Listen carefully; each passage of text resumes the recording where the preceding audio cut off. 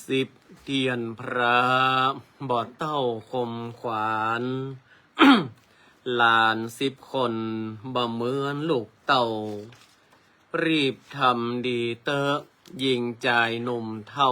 จักได้เบาแหงบอกแล้วบ่มีสินธรรมตึงบ่เป็นน้ำแล้วบ่เป็นเกศแก้วเนื้อนาย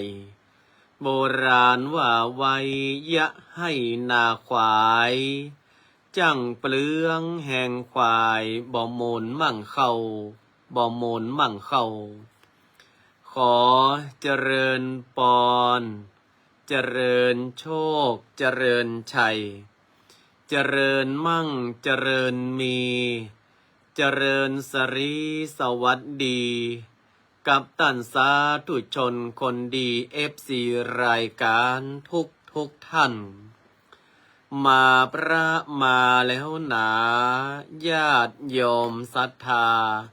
มาฟังพระครูวิโรจน์ชยาภรณ์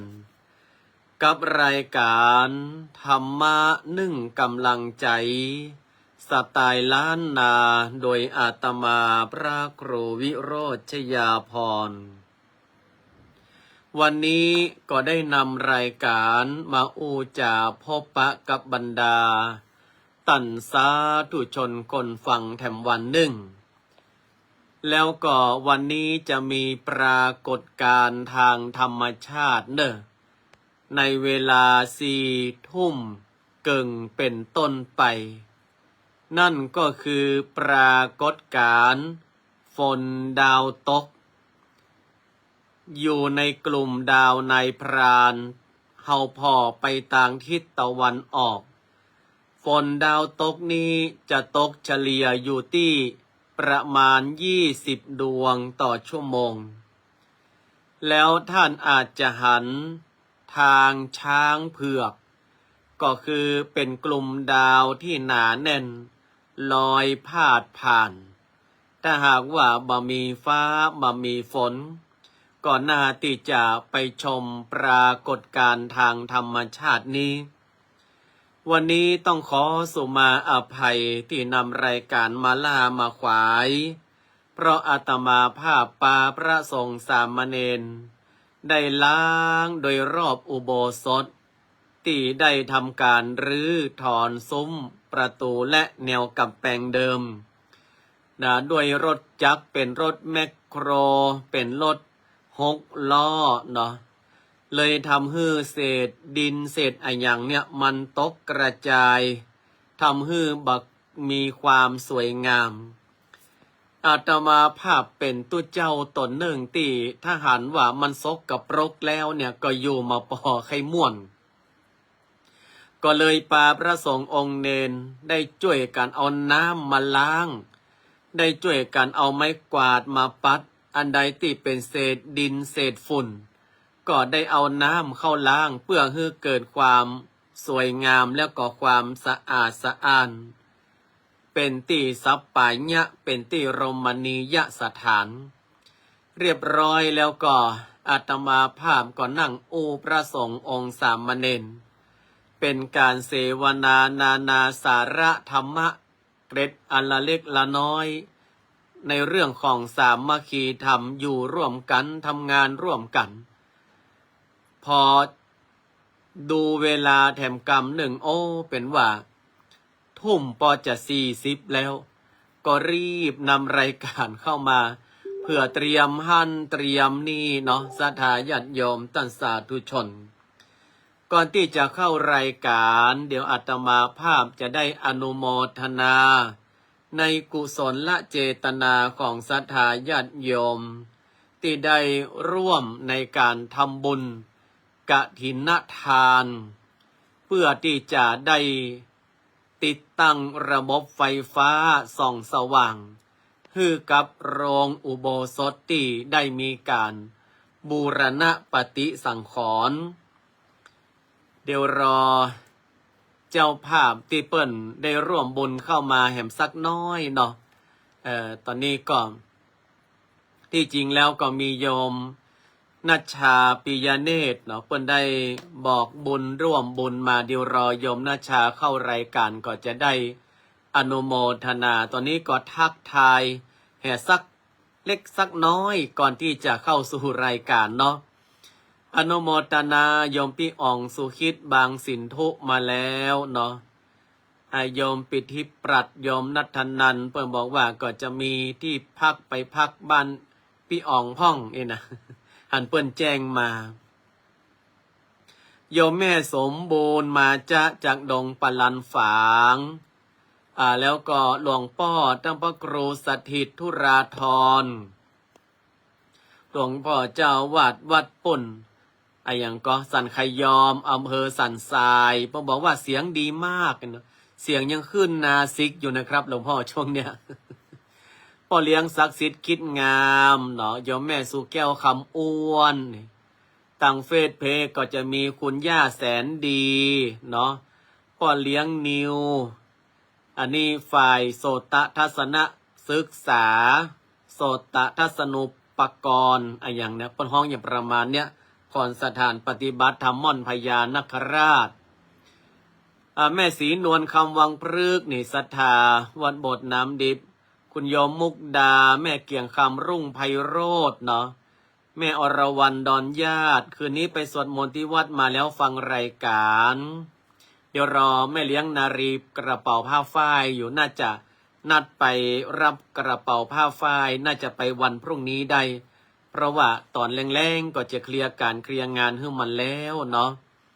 คุณป้าจิตวรรณแสงเจริญปอนสาตุแม่นงครานทุนอินมาแล้วโยมแม่เกศรนามแก้วนี่ก็ได้เข้ามาชมรายการเนาะทักทายกันเข้ามาได้เนอะแล้วก็ตัง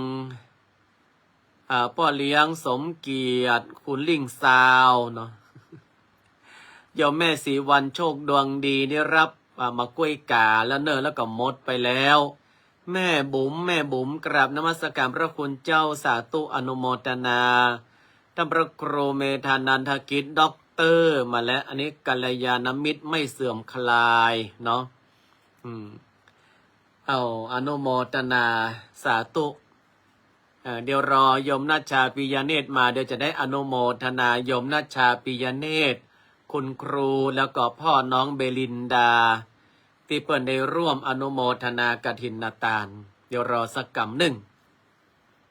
ในคณะที่รออนุโมทนาบุญในประจำวันนี้เนาะ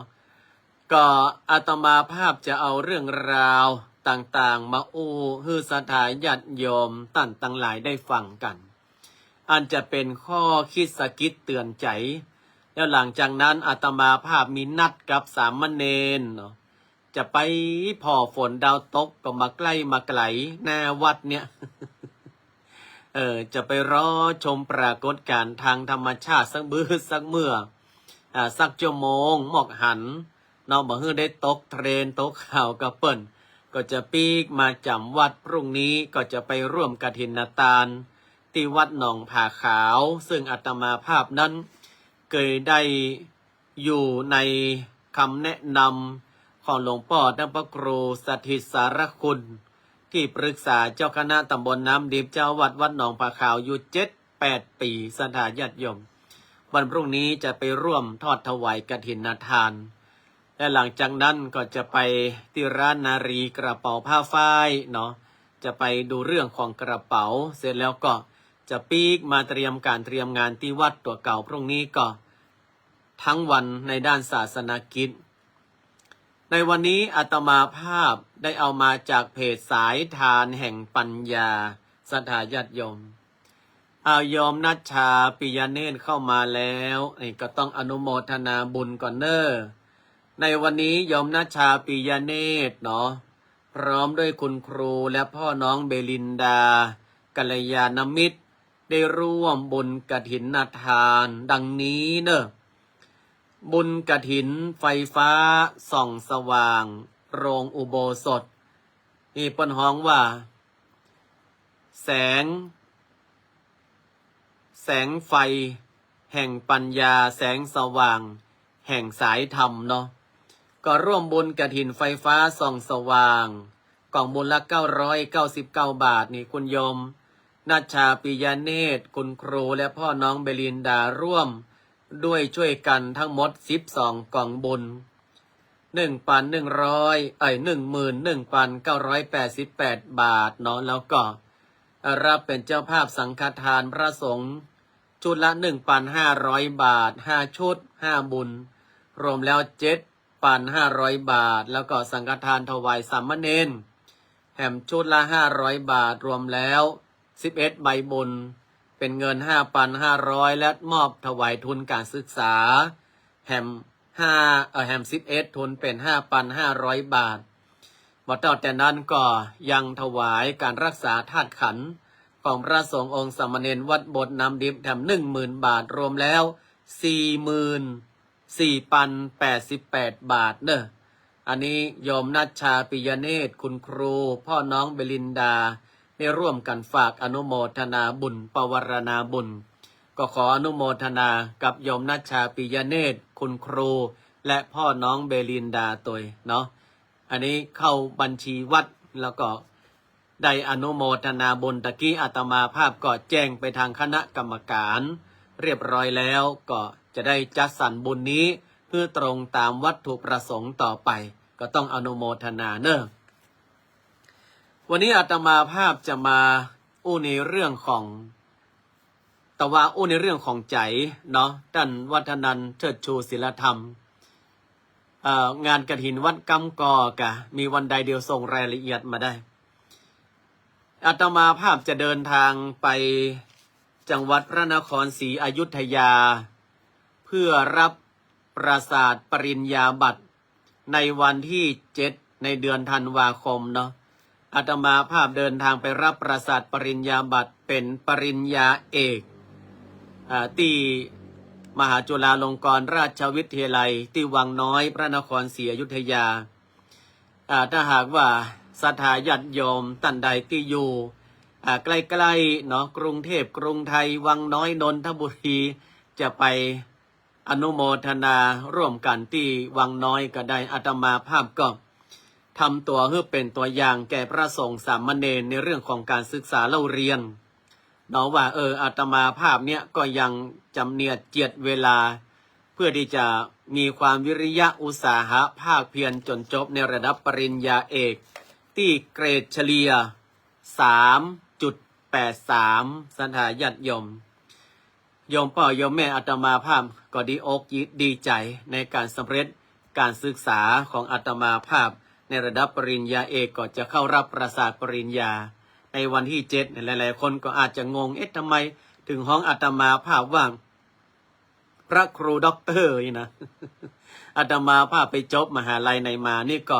ชี้แจงให้ศรัทธาญาติโยมได้เข้าใจเนาะตะวาอู้เรื่องใจวันนี้อาตมาภาพจะอู้ในเรื่องของการที่เราจะทำให้ใจเราเป็นสุขจะทำอย่างไรนี่ก่อนที่จะอู้เรื่องนี้เดี๋ยวประกาศให้กับพี่นานทันเฮียก่อนเนอะขอเชิญร่วมเป็นเจ้าภาพทอดกฐินสามัคคีสมทบบูรณะปื้นศาลาการประเรียนวัดกำกอตำบลจองคำอำเภอเมืองแม่ฮ่องสอนจังหวัดแม่ฮ่องสอน22 ตุลาคมที่จะถึงนี้เนาะวัดกำกอนั้นได้แปลงขึ้นเมื่อปีพุทธศักราช 2433 ปีนี้ก็135 ปีแล้วเสนาสนะต่างๆก็เก่าคร่ำคร่าลุปังลงไปก็จะได้มีการทอดถวายกฐินทานเพื่อบูรณะศาลาการประเรียนของวัดกำกอในวันที่22เนาะศรัทธาญาติโยมทั้งหลาย22 ตุลาคมก็ประกอบพิธีถวายผ้ากฐิน9 โมงครึ่งและแสดงพระธรรมเทศนาหนึ่งกันโดยพระมหาสมศักดิ์สุภาพเมธีรองเจ้าคณะจังหวัดแม่ฮ่องสอนวัดสายขาวแล้วก็10:45 ถวายจตุปัจจัยทายทาน11 โมงถวายภัตตาหารเพลถ้าใดจะร่วมบนกฐินวัดกำกอก็สามารถเนาะก็สามารถติดต่อไปได้ที่ไหนพี่นานทันนี่ใจเฟซของขนานทันหรือว่าพี่นานทันเนอะถ้าหากว่าท่านใดจะร่วมบุญนี่นะ เนาะเจ้าภาพไตรบริวารกฐินชุดละ1,000กล่องบุญกล่องละ500เจ้าภาพโรงทานแล้วก็อาหารพี่นานทันเอาเบอร์โทรไว้ให้ตัวเนอร์สาธุอนุโมทนา เมื่อวานพูดเรื่องใจวันนี้ก็จะพูดเรื่องใจเหมือนกันว่าเราจะทำใจของเราอย่างใดเนี่ยให้มันเป็นสุขคือถ้าเรามีใจที่เป็นสุขเนี่ยกายเราก็จะเป็นสุขเพราะว่าจิตเป็นนายกายเป็นบ่าวจิตใจเนี่ยเป็นนายกายเป็นบ่าวถ้าจิตใจมันมาให้ม่วนจิตใจมันมาให้ดีร่างกายมันก็อ่อนแอไปตามแม้ว่าร่างกายจะอ่อนแอแต่ว่าจิตใจเข้มแข็งจิตใจดีร่างกายที่อ่อนแอนี้ก็จะหายได้โดยเร็วพลันฉะนั้นจิตใจของเฮาเนี่ยสำคัญเพราะว่าหนึ่งปลงให้เป็นเย็นให้ได้ใจก็สุขเย็นที่เราเขาก็สุขเรื่องก็หายปลงให้ไวใจก็สงบเรื่องก็คลายปลงให้ได้ปล่อยให้ไวใจก็เย็นเนี่ยความสุขเนี่ยมันต้องไปไขว่คว้าหาที่ไหนไกลเลยศรัทธาญาติโยมทั้งหลายขอให้เฮาสร้างมันเกิดขึ้น in my heart ก็คือในใจของเราเนี่ยเนาะคุณโยมเบญญาภาสิทธิวงศ์โยมพินภัทรานามเมืองรักคุณโยมสุภัทราวีระอนันตวัฒน์มาแล้วโยมสุดารัตน์มาหรือยังแล้วก็เมื่อใจของเฮาเนี่ยมันโปร่งเป็นมันเย็นได้มันลงไวมันก็ใจเป็นสุขแค่นี้เองมี4อย่างปลงเป็นเย็นได้ลงไวใจก็เป็นสุขปลงให้เป็นเย็นให้ได้ใจก็สุขหมายความว่าเราเจอเรื่องอะไรอย่างก็ตามอันดับแรกต้องพยายามใจเย็นขอให้ใจเย็นเนาะอย่าไปฟูมฟายฟุ่มเฟ้ออันนี้อาตมาภาพโดนมากับตัวเองนะคุณแม่ใส่คำธนันศรีอาตมาภาพโดนมากับตัวเองที่ผ่านมาเนี่ยอาตมาภาพเนี่ยบางทีเขาก็มาได้กึดเนาะมีศรัทธาญาติโยมเปิ่นแสดงความเป็นห่วงมากมายครูบาอาจารย์นโยมแม่พิชยาวงศ์พมิตรพระครูบาใจประสิทธิ์ได้สกิดสติอาตมาภาพเนอะว่าถ้าน้องเนี่ยเปิ้นห้องอาตมาภาพนะโยมพี่อ๋องบอกว่ากฐินวัดไร่ดงวันที่31ตุลาเจ้าสังสาตุไปจะร่วมกฐินวัดไร่ดงกับไดเนอร์วัดบ้านพี่อ๋องสุขิตบางสินธุเนาะท่านพระครูบาชัยประสิทธิ์แห่งสถานปฏิบัติธรรมม่อนพญานคราชเนี่ยสกิดสติอาตมาภาพว่าท่านน้องเวลาเราเจอเรื่องอะไรก็ตามเธออย่าไปฟุ้มประห้องว่าเธออย่าไปฟูมไฟล์เมื่อเธอฟูมไฟล์แล้วเธอโพสต์อะไรอย่างไปเนี่ยคนที่เปิดอ่านเปิ้นจะคิดกันไปไกลแล้วก็จะบัดสบายใจอาตมาภาพก็ได้สติคืนมาเลยพอตั้งสติได้แก้ไขต้นต่อของปัญหาสุดท้ายแล้วณปัจจุบันอาตมาภาพเย็นได้ใจก็เป็นสุขเนี่ยก็คำว่าบ่ฟูมไฟล์คำว่าบ่โวยวายคำว่ามาอย่างต่างๆในเพราะว่าปลงให้เป็นเนาะปลงให้เป็นอย่างสามเณรที่ผ่านมาเนี่ยมันชักเกรงอย่างเนนแต่ละตนนี่เป็นหน้าตาตื่นปะต่อหล่นเอานะยอม หล่นหรือว่าวิ่งมาบอกอาตมาภาพจะหล่นไปตัวมันก็บ่ได้เนาะก็พยายามเดินให้ไวที่สุดเมื่อไปถึงแล้วอาตมาภาพดูลักษณะพิจารณาดูสักครู่พยายามเรียกเนาะตบหน้ามันพ่องเนี่ยแล้วก็เรียกชื่อมันพ่องแล้วก็ฮื้อสามเณรตั้งหลายเนี่ยพยายามที่จะแกะมือฮื้อเกรงพยายามบีบนวดเนนแหมตนแล้วก็เอาผ้าวีนะอาตมาภาพก็บอกเป็นอย่างอันนี้ประห้องว่าลักษณะนี้ก็คือเย็นคือใดมาว่าจะเจอเรื่องร้อนร้ายอะไรอย่างก็ตามพยายามเย็นไว้ตั้งสติให้มันดีเนาะ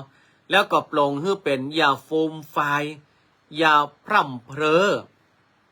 ถ้ามาอ่านนี่เรื่องนี้มันจะใหญ่จะยาวไปติกๆฉะนั้นปลงให้เป็นเย็นให้ได้ใจก็สุขเมื่ออาตมาภาพเนี่ยทุกอย่างคลี่คลายใจก็เป็นสุขเย็นที่เราเขาก็สุขเรื่องก็หาย นี่ถ้าหากว่ามีเรื่องทะเลาะเบาะแว้งมีเรื่องอะไรอย่างที่มันพิษข้องมองใจกันขออย่างเดียวนะกำบะเก่าเปิ้นว่าอย่างนี้ตุ้มผ้าลายหมามันจังเห่าคนกำเก่าเอามาอู้จังพิษหัวกันอันนี้แต่เลยสถาญาติโยมมาว่าผัวมาว่าเมียมาว่าพ่อแม่กับลูกมาว่าพี่กับน้องเจ้านายลูกน้องหรือว่าเพื่อนเดียวกันนะถ้าคนเอากรรมเก่ามาว่าฮือกันนะพิษหัวกันกู้รายอะแรกก็เล่นกันดีนะครับเหมือนสอนเพชรเพราะว่าแรกก็รักกันดีนะครับเนาะเล่นเอาเข้ามันมีลิมิตอะไปขุดเอาเรื่องเก่าเรื่องหลังมาโอ้เนี่ยสมมติอาตมาภาพปะเจ้ามูอีเนาะอาตมาภาพก็เล่นหนัวกันด้วยความว่าสนิทสนม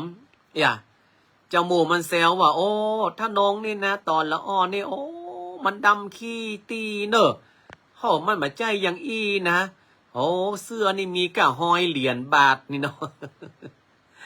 อาตมาภาพก็แซวปิ๊กอันนี้ก็เหมือนกันเนาะแต่ก่อนนี่เหม็นขี้แห้เหม็นไม่เหม็นเงาพายุตัวมาได้บางวันนะขี้เสเตียวแหมเอาล่ะจากเล่นไก่เป็นแต่ละอายกันละเป็นโคตรเป็นเกียรติเนี่ยต่อไปนี่มาไปปะมันแหมซ้ำเนอตุนี่นะขายหน้าขายตาห้องเงาอันเนี้ยฉะนั้นไม่ว่าจะเรื่องอะไรก็ตามเนาะเย็นที่เราก็ไข้หัวไปด้วยเขาเหียหรือมาอันก็กระเดียวไปอันนี้กำเดียวเนอะกระเดียวเนอะเดี๋ยวโทรศัพท์มานี่ออกจากวงสนทนาสักครู่หนึ่งให้มันเย็นลงให้มันยุบลงก่อนแล้วก็ปิกเข้าไปแล้วจะไปฟื้นกรรมเก่านะเอามาเดี๋ยวนี้ปะหน้าปะตากันนะเอาไผจะกินยังเองนะไผจะกินยังโอ้อีกามาปะหน้าเป็นได้พ่องไปอูเรื่องอื่นเหียเนาะเย็นที่เราเขาก็สุขเรื่องก็หายมาอาฆาตพยาบาทไผ่ละปลงให้ไวใจก็สงบเรื่องก็คลายเนี่ยปลงให้ได้ปล่อยให้ไวใจก็เย็นมันอยู่ที่ใจของเฮาทั้งนั้นว่าเราจะวางอย่างใดเราจะปลงอย่างใดเฮาจะฮื้อเรื่องมันร้อนร้ายหรือจะฮื้อเรื่องมันเย็นลงมันอยู่ที่เฮา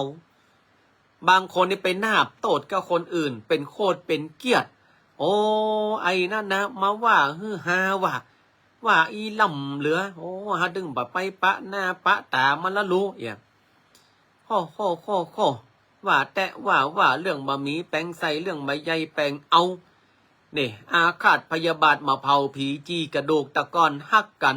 โอ้เป็นเปื้อนกู้คิดเป็นมิตรคู่เรือนเปิ้นแซวหน่อยตัวเก่าไปโคตรไปเกียรติแล้วมาไปอู้กันมันต้องอู้กันคนเราเนี่ยมันต้องอู้กันไอ้เพื่อนเนี่ยกำนี้เนี่ยถ้ามันเป็นเรื่องอันนั้นนะที่อย่าไปอู้นะบ่าอายเฮ้เพื่อนแน่อันกับเพื่อนหากันนึกว่ามันอู้ได้เป็นยังมันจะหู้กันไปเหียฉะนั้นปลงให้ได้ปล่อยให้ไวใจมันก็เย็นก็วันนี้กาสังคมมันก็ร้อนหาอยู่แล้วมันก็ฮ้อนหาอยู่แล้วมีอรวันพรุ่งนี้จะเข้ามาตอนไหนกี่โมงเจ้าถ้าจะหลังเพลนไม่อาจจะเป็นตอนแมลงเนาะรอแล้วงานกระถินมาหุ้มแล้วกี่โมง เนี่ยมันอยู่ที่เฮาว่าเราจะปลงอย่างใดเฮาจะปล่อยอย่างใดใจเฮาก็เย็นอาตมาภาพนี่นะเคยผูกใจเจ็บเนอะอาตมาภาพถึงบอกว่าห้อมก็เจ้าว่าบรรลุเป็น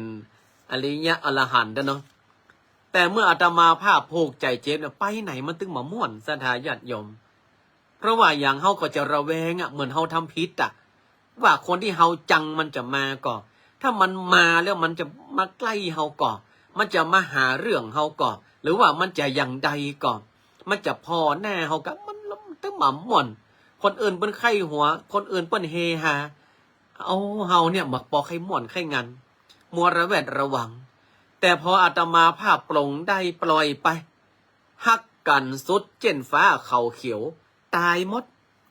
จังกันเข้ากระดูกดำกระดูกแดงกระดูกเขียวก็ตายเหมือนกันหมด